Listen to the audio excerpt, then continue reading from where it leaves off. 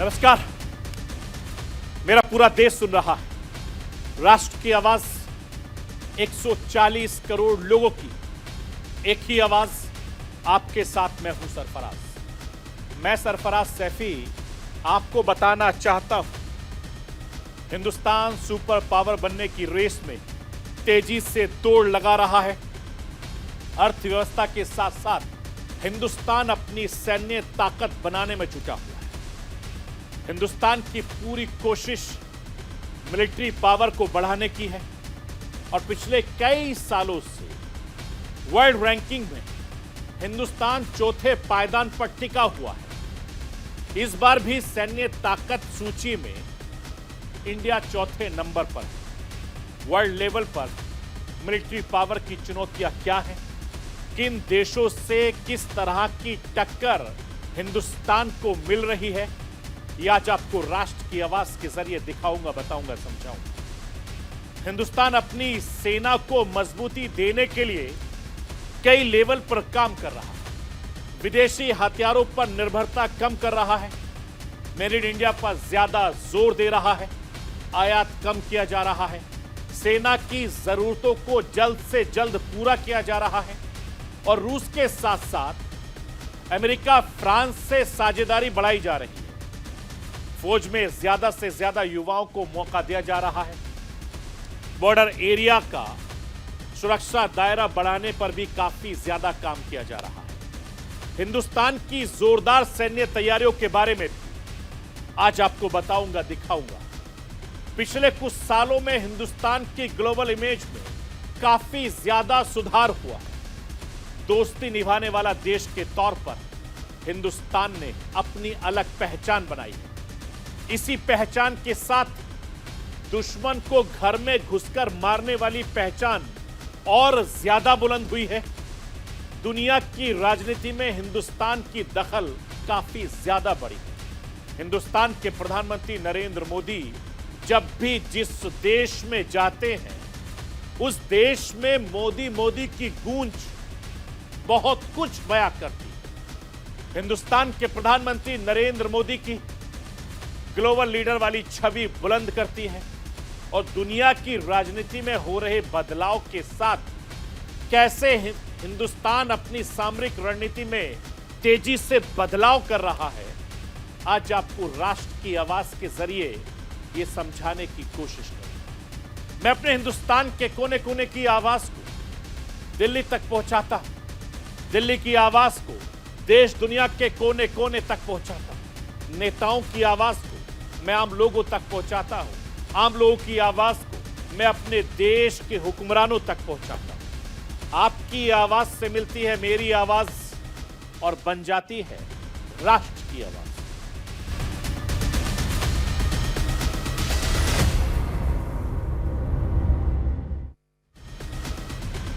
किसी भी देश की अर्थव्यवस्था और उसकी मिलिट्री पावर दुनिया की राजनीति में उसकी पोजीशन तय करती है। दुनिया की राजनीति में उसका दबदबा बढ़ाती है। जितनी बड़ी अर्थव्यवस्था उतनी ज्यादा अहमियत मिलती है। जितनी ज्यादा सैन्य क्षमता उस देश की उतनी ही पूछ होती है और ये कह सकते हैं कि दुनिया में उसकी उतनी ही चलती है, यानी उस देश की उतनी ही चलती है। मैं आपको ये बताना चाहता हूं, हिंदुस्तान की ग्लोबल इमेज बेहतर हो रही है। पिछले 9 सालों में हिंदुस्तान की अर्थव्यवस्था की रफ्तार ने हर किसी को हैरान कर दिया है। हिंदुस्तान की अर्थव्यवस्था 10वें नंबर से 5वें पायदान तक पहुंच गई है। अब हिंदुस्तान 3रे नंबर की अर्थव्यवस्था बनने के लिए जोर लगा रहा है। ग्लोबल इमेज के लिहाज से अर्थव्यवस्था की मजबूती के साथ मिलिट्री पावर भी जरूरी है। मैं आपको यह बताना चाहता हूं कि अर्थव्यवस्था की रैंकिंग बेहतर करने के साथ हिंदुस्तान अपनी मिलिट्री पावर बढ़ाने पर भी खासा जोर दे रहा है। मिलिट्री पावर बढ़ाने के लिए कई लेवल पर तैयारियां चल रही हैं और सबसे ज्यादा जोर मेड इन इंडिया हथियारों पर है। हिंदुस्तान की पूरी कोशिश है कि जल्द से जल्द ज्यादा से ज्यादा हथियार, सैन्य उपकरण हिंदुस्तान में ही बनाए जाए। सैन्य संसाधनों के मामले में दूसरे देशों पर निर्भरता कम करने की कोशिश की जा रही है। सैन्य संसाधनों का आयात कम किया जा रहा है, जो बहुत जरूरी है, जिसकी कमी सेना के लंबे वक्त से महसूस हो रही थी सेना को, उसकी आपूर्ति जल्द से जल्द की जा रही है। इसे तुरंत खरीदा जा रहा है। रूस के साथ साथ अमेरिका, फ्रांस से सैन्य साझेदारी बढ़ाने पर जोर है। सेना में भर्ती प्रक्रिया में बड़ा बदलाव भी किया जा रहा है। पिछले साल अग्निपथ योजना की शुरुआत की गई, जिसके तहत भारतीय सशस्त्र बलों की औसत आयु लगभग 4 से 5 साल कम हो जाएगी। युद्ध में तकनीकी के बढ़ते इस्तेमाल के लिहाज से युवा सैनिकों की भर्ती को अहम माना जा रहा है और 4 साल की स्क्रीनिंग के बाद सेना के तीनों विंगों को बेहतर सैनिक मिल सकेंगे। इसके साथ ही 2023 सेना की भर्ती प्रक्रिया में एक और बड़ा बदलाव किया गया है। पहले फिजिकल मेडिकल में सफल उम्मीदवारों की लिखित परीक्षा होती थी।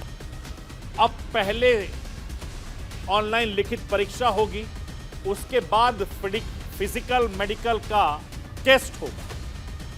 सेना की ताकत बढ़ाने के साथ साथ बॉर्डर वाले इलाके में जमीनी सुविधाओं बेहतर करने पर काफी जोर दिया जा रहा है, जिससे हमारे सेना के जवानों को काफी ज्यादा फायदा है।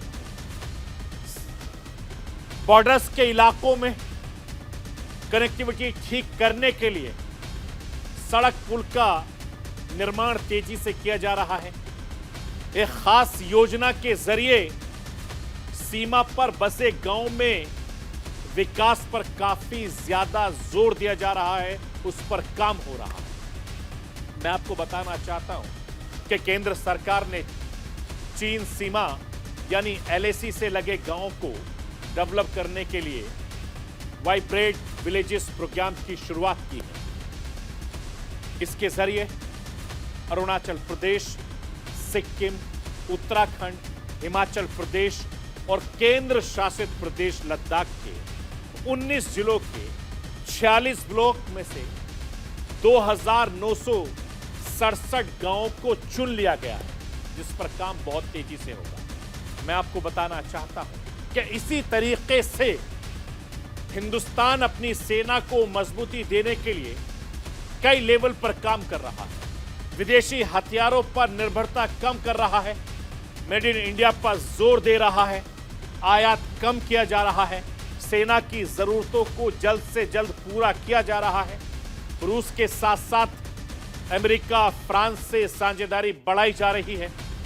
फौज में ज्यादा से ज्यादा युवाओं को मौका दिया जा रहा है और बॉर्डर एरिया का सुरक्षा दायरा बढ़ाने पर भी काफी ज्यादा काम किया जा रहा है। मैं आपको यह बताना चाहता हूं कि हिंदुस्तान मिलिट्री पावर के मामले पिछले कई सालों से चौथे नंबर पर बने हुए। ग्लोबल फायर पावर की इस साल की रैंकिंग में भी यही सैन्य ताकत सूची 2023 में इंडिया इस बार भी चौथे पायदान पर है। हिंदुस्तान के पास दुनिया की चौथी सबसे शक्तिशाली सेना है। सबसे शक्तिशाली सेना के मामले में अमेरिका पूरी दुनिया में पहले नंबर पर है और दूसरे नंबर पर रूस, तीसरे नंबर पर चीन, 5वें नंबर पर ब्रिटेन और 6ठे नंबर पर दक्षिणी कोरिया और 7वें नंबर पर पाकिस्तान आता है। 8वें नंबर पर जापान, 9वें नंबर पर फ्रांस और 10वें नंबर पर इटली। मैं आपको बताना चाहता हूं कि भारत में 14.44 लाख सक्रिय सैन्य कर्मी जो दुनिया में दूसरे नंबर पर माने जाते हैं। 20 लाख सैनिकों के साथ चीन पहले नंबर पर है। रक्षा संबंधी डेटा रखने वाली वेबसाइट ग्लोबल फायर पावर हर साल सैन्य ताकत की सूची जारी करती है। दुनिया के 145 देशों की सेनाओं की क्षमता, उसका विश्लेषण करके ये रैंकिंग तय करती है, जो मैं आपको बता रहा हूं।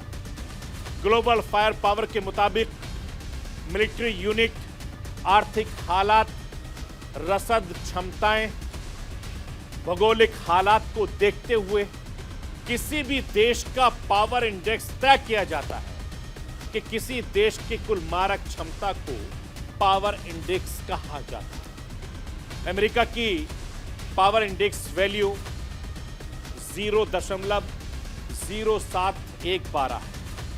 रूस की वैल्यू 0.0714 है। वहीं चीन की वैल्यू 0.0722 है और भारत की पावर इंडेक्स वैल्यू 0.1025 है, जबकि पाकिस्तान की वैल्यू 0.1694 है। मैं आपको यह बताना चाहता हूं कि हथियारों के मामले में किस देश के पास सेना कितनी ज्यादा मजबूत है।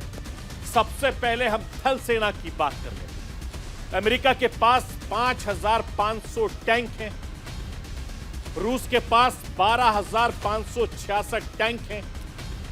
चीन के पास 4950 टैंक हैं, जबकि हिंदुस्तान के पास 4614 टैंक मौजूद हैं।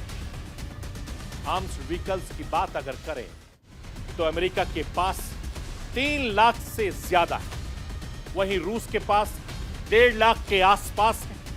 चीन के पास 1,74,000 के करीब और इंडिया के पास 1 लाख से ज्यादा आर्म्स व्हीकल्स। हल्की आर्टिलरी यानी तोप की अगर मैं बात करूं तो अमेरिका के पास 1000 से ज्यादा तोप, रूस के पास सबसे ज्यादा है, 4000 से ज्यादा तोप है। चीन के पास 1400 के करीब है। भारत के पास 3000 से ज्यादा हल्की तोप है। रॉकेट आर्टिलरी की बात अगर करें तो रूस के पास 1700 के करीब, रूस के पास 4000 के करीब है। वहीं अगर मैं चीन की बात करूं तो चीन के पास भी लगभग 3000 के आसपास है। भारत के पास, हिंदुस्तान के पास 500 रॉकेट आर्टिलरी है। मैं आपको यह बताना चाहता हूं कि वायुसेना की ताकत के लिहाज से कौन आगे चल रहा है, कौन पीछे है, इसको मैं राष्ट्र की आवाज के जरिए समझाने की कोशिश करता हूं। अमेरिका के पास 13,000 से ज्यादा एयरक्राफ्ट है। रूस के पास 4,000 के करीब है। वहीं अगर मैं चीन की बात करूं तो चीन के पास 3,000 के आसपास है और हिंदुस्तान के पास 2200 के करीब एयरक्राफ्ट है। अंदाजा लगाइए, सोचिए। फाइटर्स अमेरिका के पास 1900 है, रूस के पास 773 है, चीन के पास 1000 से ज्यादा है और भारत के पास 577 फाइटर जेट है। इसी तरीके से अमेरिका के पास 5500 के करीब हेलीकॉप्टर है, रूस के पास 1500 के करीब, चीन के पास 900 के करीब है और भारत के पास 800 के करीब हेलीकॉप्टर है। नौसेना के मामले में अगर मैं बात करना चाहूं, आपको बताना चाहूं, तो यह भी समझिए कि कौन आगे है और कौन पीछे है। अमेरिका के पास 11 एयरक्राफ्ट कैरियर है। वहीं रूस के पास महज 1 है, चीन के पास 2 है और भारत के पास भी 2 एयरक्राफ्ट कैरियर है। अमेरिका के पास 92 डिस्ट्रॉयर है, रूस के पास 15, चीन के पास 50 और भारत के पास 11 है। अमेरिका के पास 68 पनडुब्बियां हैं। वहीं रूस के पास 70, चीन के पास 78 और भारत के पास 18 पनडुब्बियां।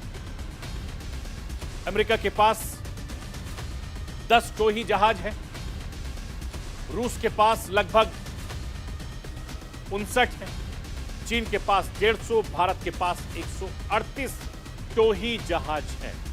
मैं आपको यह भी बताना चाहता हूं कि नौसेना की ताकत के लिहाज से प्रधानमंत्री नरेंद्र मोदी का फ्रांस दौरा बेहद खास माना है। फ्रांस के साथ हमारी काफी पुरानी सैन्य साझेदारी है। फ्रांस हिंदुस्तान का सबसे सबसे बड़ा डिफेंस पार्टनर है। 13-14 जुलाई को प्रधानमंत्री नरेंद्र मोदी फ्रांस में थे। इस दौरान प्रधानमंत्री नरेंद्र मोदी ने फ्रांस के बैरिस्टर डे के परेड में मुख्य अतिथि के तौर पर शामिल हुए और यह दूसरी बार था जब किसी हिंदुस्तानी प्रधानमंत्री को परेड में गेस्ट ऑफ ऑनर के तौर पर न्योता दिया गया। प्रधानमंत्री नरेंद्र मोदी की फ्रांस यात्रा के दौरान कई अहम समझौते हुए, जिनमें 90,000 करोड़ की डिफेंस डील पूरी दुनिया का ध्यान अपनी तरफ खींचा और इस डिफेंस डील को हिंदुस्तान की बड़ी सैन्य ताकत और तैयारी माना जा रहा। मैं आपको यह बताना चाहता हूं कि प्रधानमंत्री नरेंद्र मोदी और फ्रांस के राष्ट्रपति मैक्रो की बैठक के बाद यह बताया गया, यह तस्वीर साफ की गई कि दोनों देशों ने मिलकर fighter jet, helicopter engine develop करने की बात पर 3 स्कॉर्पियन पनडुब्बियों के निर्माण सहित कई रक्षा परियोजनाओं की घोषणा की। भारत फ्रांस के एडवांस डिफेंस टेक्नोलॉजी के विकास और उत्पादन में सहयोग बनाए रखने की सहमति भी जताई। एक दस्तावेज में 36 राफेल जेट की वक्त पर डिलीवरी का उल्लेख किया गया। मैं आपको यह भी बताना चाहता हूं कि फ्रांस के पहले प्रधानमंत्री नरेंद्र मोदी का अमेरिका दौरा भी सैन्य समझौताओं के लिहाज से बेहद खास माना गया। 20 से 22 जून 2023 तक प्रधानमंत्री नरेंद्र मोदी अमेरिका दौरे पर थे। इन 3 दिनों में अमेरिका में प्रधानमंत्री नरेंद्र मोदी की तस्वीरों ने हिंदुस्तान की बुलंद तस्वीर को दिखाया, बुलंद छवि को दिखाया। प्रधानमंत्री नरेंद्र मोदी की यह पहली स्टेट विजिट थी। अमेरिकी राष्ट्रपति Joe Biden, first lady Jill Biden के खास न्योते पर प्रधानमंत्री नरेंद्र मोदी अमेरिका पहुंचे। व्हाइट हाउस में उनके सम्मान में डिनर का आयोजन किया गया। प्रधानमंत्री नरेंद्र मोदी की इस विजिट के दौरान दोनों देशों के बीच बिजनेस टेक्नोलॉजी के साथ साथ बहुत कुछ खास डिफेंस डील भी हुई, जिन्हें हिंदुस्तान को सुपर पावर बनाने वाली डील भी माना जा रहा है। मैं आपको बताना चाहता हूं कि भारत अमेरिका के बीच फाइटर जेट्स के इंजन बनाने को लेकर करार हुआ है। भारत में ही GE एयर स्पेस कंपनी के F414 इंजन मैन्युफैक्चरिंग प्लांट को लाया। भारत सरकार कंपनी को प्लॉट लगाने की जगह सुविधाएं इंजीनियर्स देगी। हल्के लड़ाकू विमान जैसे तेजस के मैक 2 के लिए F414 इंजन की जरूरत। इन्हें आयात करने में भी काफी ज्यादा खर्च आता है। भारत अमेरिका के बीच MQ-9 रिपेयर ड्रोन को भी लेकर डील हुई। इन्हें प्रेजेंटर के नाम से भी जाना जाता है। ये दुनिया के सबसे खतरनाक ड्रोन में से एक माने जाते हैं। मैं आपको ये बताना चाहता हूं कि हिंदुस्तान को पावर बनाने की पूरी तैयारी चल रही है। हिंदुस्तान की सबसे बड़ी चुनौती चीन को माना जाता है। सैन्य ताकत के लिहाज से चीन हिंदुस्तान से बेशक आगे दिखता हो, लेकिन सामरिक मामलों में जो सामरिक मामलों के जानकार हैं, उनका यह मानना है, उनका यह कहना है कि हिंदुस्तान को चीन के मुकाबले बहुत कमजोर नहीं माना जा सकता। और हाल के कुछ सालों में हिंदुस्तान का फोकस सेना के आधुनिकीकरण पर काफी ज्यादा बढ़ा है। Stockholm International Peace Research Institute के मुताबिक 2018 से 2022 तक भारत ने दुनिया भर में सबसे ज्यादा हथियारों का आयात किया और इस दौरान इससे 31% हथियार अकेले रूस से आए। भारत खुद को सुपर पावर बनाने के लिए सेना को मजबूत करने में कोई कोर कसर नहीं छोड़ रहा है।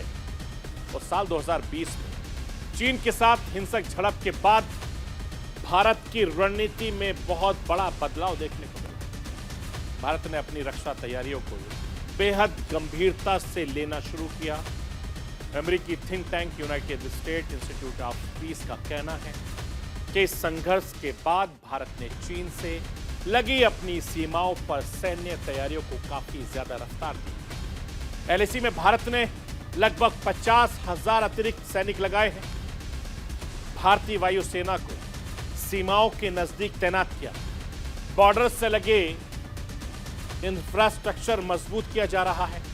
एलएसी से सटी 73 स्ट्रेटेजिक सड़कें भी तैयार की जा रही हैं। अरुणाचल प्रदेश में ही 1430 मील लंबी सड़क तैयार हो रही है और भारत के 5.94 लाख करोड़ रुपए के रक्षा बजट में से 1.6 लाख करोड़ रुपए नए हथियार और नए सैन्य समाज के लिए निर्धारित भी किए गए। सामरिक मामलों के जानकारों का यह मानना है कि सैन्य मामलों में भारत चीन की तुलना में ज्यादा जिम्मेदार और ज्यादा विश्वसनीय देश रहा है। भारत का रक्षा बजट बेशक चीन से कम है, मगर रक्षा तैयारियों पर भारत का काफी ज्यादा जोर है और पिछले कुछ सालों में भारत ने सैन्य तैयारियों पर अच्छा खासा काम किया है। भारत का focus defence research of manufacturing पर काफी ज्यादा बढ़ा है। जैसे जैसे युद्ध का स्वरूप बदल रहा है, भारत उसी हिसाब से अपनी तैयारियों को अंजाम भी दे रहा है और चीन की डिफेंस मैन्युफैक्चरिंग की गुणवत्ता हमेशा सवालों में रही है। नौसेना में भारत सदियों से बड़ी ताकत रहा है। चोल और मराठा शासकों के पास मजबूत नौसेना थी, जबकि चीन इस पूरे मामले में कमजोर रहा है। चीन ने समुद्र में कोई युद्ध नहीं लड़ा, इसीलिए नौसेना के मामले में चीन की ताकत का अंदाजा नहीं लगाया जा सकता। हिंदुस्तान के सामने दो सबसे बड़ी चुनौती है, पाकिस्तान और चीन। पाकिस्तान सैन्य ताकत के लिहाज से हिंदुस्तान से काफी पीछे है। चीन से भी हिंदुस्तान के मामलों में बहुत पीछे नहीं है। हिंदुस्तान जिस तरीके से अपनी सैन्य ताकत बढ़ाने में जुटा है, सीमाओं पर अपनी मारक क्षमता बढ़ाने के साथ बुनियादी ढांचे में सुधार पर काम कर रहा है, हिंदुस्तान के मामले में आत्मनिर्भर बनाने पर जोर दे रहा है, अमेरिका फ्रांस के साथ अपनी सामरिक साझेदारी को बढ़ा रहा है। हिंदुस्तान बहुत जल्द सुपर पावर बनेगा। कुछ भी बुरा सोचने से पहले दुश्मनों को 10 बार सोचना पड़ेगा, क्योंकि ये नया भारत है, नया हिंदुस्तान है और ये नया हिंदुस्तान की सेना घर में घुसकर मारने का दम रखती है। तो ये थी राष्ट्र की आवाज। बाकी खबरों के लिए आप बने रहिए न्यूज़ इंडिया के साथ। कल रात 9 बजे फिर होगी।